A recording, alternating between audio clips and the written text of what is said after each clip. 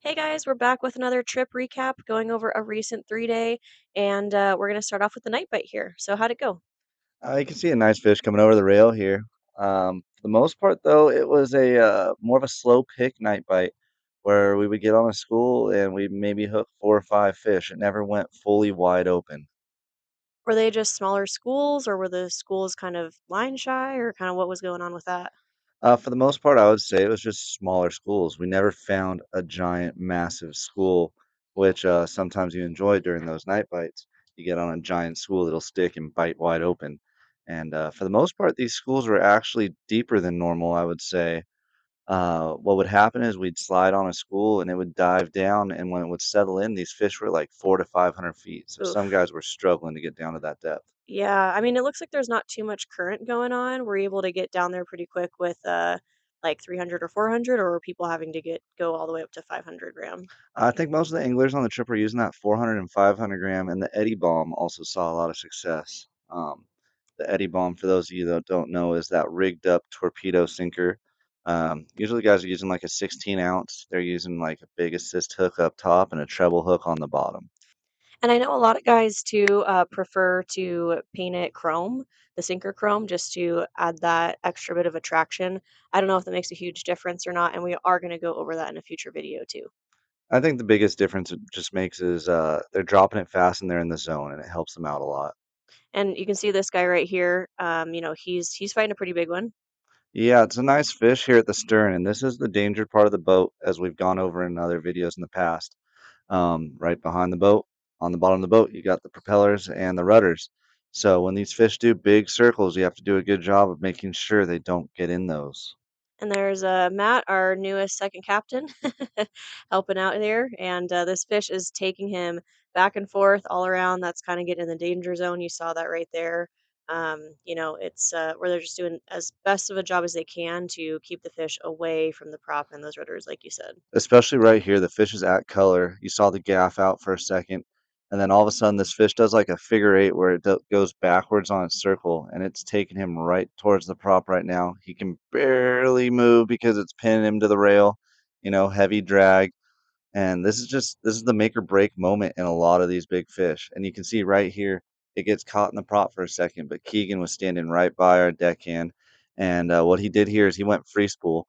Um, you see it go slack right there, and that just kept it away. It was in the prop or in the rudder there for a second, but he went free spool right away. And instead of just trying to pull, and it got out, and he's able to hand the angler back his fish right here. So, as the angler, what can you do? Just try to move as fast as you can. It all depends, especially on a night like this. You can see it's very, very calm out. So the boat's not drifting. When the boat's not really moving, the fish are dictating the circle. There's no drift side where the boat's being blown away. And it looks like the angler handed the rod off to you for the finale. So talk us through a little bit of, sort of what's go through your head as you're bringing the fish up from color. Um, I'm just trying to keep the fish's head up, not give him his head back, and kind of keep him in that tight spiral. I'm not pointing the rod tip to follow the fish, which is tightening up his circle bit a little bit, keeping the drag on him in low speed. And I'm just really focusing on keeping him right here with these tight circles to lay him out for the gaff. And remembering that I don't want these guys to dig for the fish. You can see they waited until it got all the way to the surface because I was able to keep the pressure on it and keep its head up. You could even see that head turn at the end too. Like it just made a huge difference to just stay where you are, keep the tension on, and have that turn. Yeah, definitely. And as we get into the night or the daytime bite right here, um, I believe one of these was fly line and one was sinker rig, and these were bigger fish, larger models right here as well. Steven right here hooked his on 40-pound sinker rig, which in my opinion is a little bit light for sinker rig. It made for quite the battle for him, but he did end up landing this fish after quite the fight. And so let's talk about when to use the sinker rig setup during the day versus a fly line setup. Because a lot of people will ask, like, you'll call out depth of where the fish are, but I don't think people really have great context on what that exactly means. So your sinker rig, a lot of the times you're settling into the bite more. Um, and when you're on our boat, we're going to be calling out depth when we get on these fish. So if I get on a school and I'm telling you fish are like 120 to 150, That's fly line really. 120 feet down sounds deep to us, but a tuna can swim 120, 150 feet in like no time flat. So that's fly line to them. They're seeing that bait up on the surface. But when you get deeper than that, 200, 300 feet, that's when you can pull out your sinker rig. And ideally, you're able to use a little bit heavier of line on a sinker rig instead of like the 40-pound there. You can go up 50, 60 on big fish, 80, 100 pound. Because you're at depth, there's less visibility for the fish down there. And typically, bigger fish will settle in at that depth, and you don't want to hook them on 40 pound.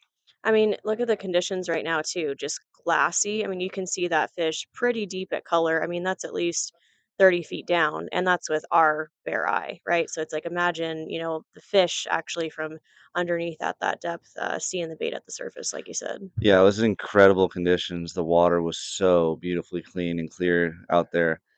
So we could see these fish at color from a long ways down. Like guys were seeing it way, way down there where it looked like a sardine. And this guy's using a little bit of a longer rod here, trying his best just to keep the tension on the fish, and really work that longer rod, and he's able to stick it. Yeah, that was a Colt sniper fish, I believe. We were seeing really good schools on the second day of this trip, and we couldn't really get them to bite. So guys were dropping Colt snipers and Daiwa Zacanas on the slide, letting it sink out on the slide, and we're able to hook up a few times that way. I think that's such a great distinction of, different tackle at different times, right? You talked about sinker rigs once you're settled into the bite. You talk about, on the slide, maybe throwing out something like a Colt sniper, and then just knowing how to add in fly line in there too. I mean, it's just kind of, we talk about tackle arsenal, but also, just knowing the different types of technique of fishing is super important. Definitely. Right here, you can see Adam, he hooked this fish on fly line. So the last three fish we've showcased during this one day have been three different kinds of bites. This one was on like 30-pound test, so he can't pull too hard on it. Versus that Colt sniper fish, he was using like 50-pound test, which is another advantage on a larger model fish. Those Colt snipers and Daiwa Zacanas, you can get away with using a little bit heavier line than fly Hmm. line sometimes because it doesn't really affect the action. Whereas with a sardine, you go up from 30-pound to 50-pound. That bait fish is going to struggle pulling it compared to the other. It's going to be a noticeable difference. Right, and also, fish being line shy when it comes to right at the surface for fly line. You wanna make sure that's an attractive setup as possible for them. And don't be afraid to try different things throughout the trip.